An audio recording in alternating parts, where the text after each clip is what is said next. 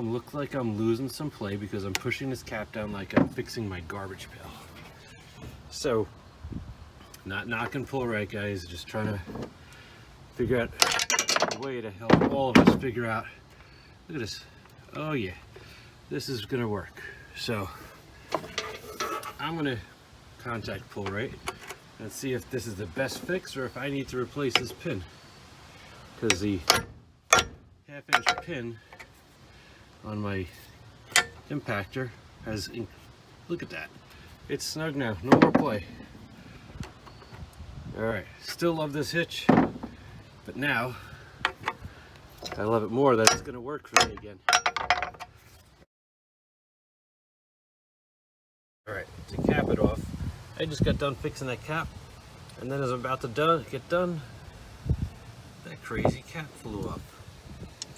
So we found a failure mode. That little thing that activates the hitch just fell off completely. It's got this little tiny tag weld. This is ridiculous. I need this camper to work in like 2 days.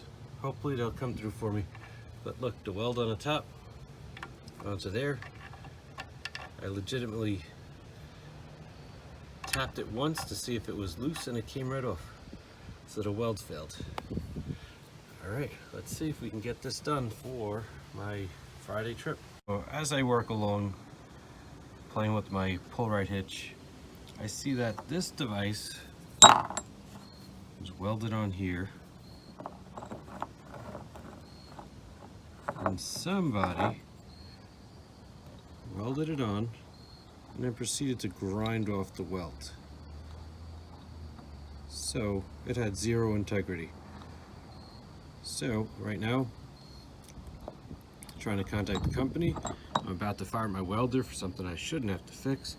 And now I'm gonna have to go find out how I could get these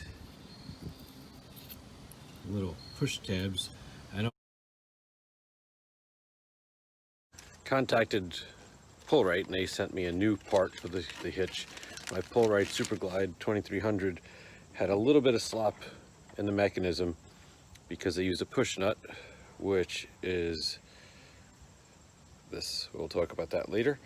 And then this is the part they sent, which was a much improved version of what was in there. The first one was in there, and if you look, they weld the pin in on the back side and they grind it down.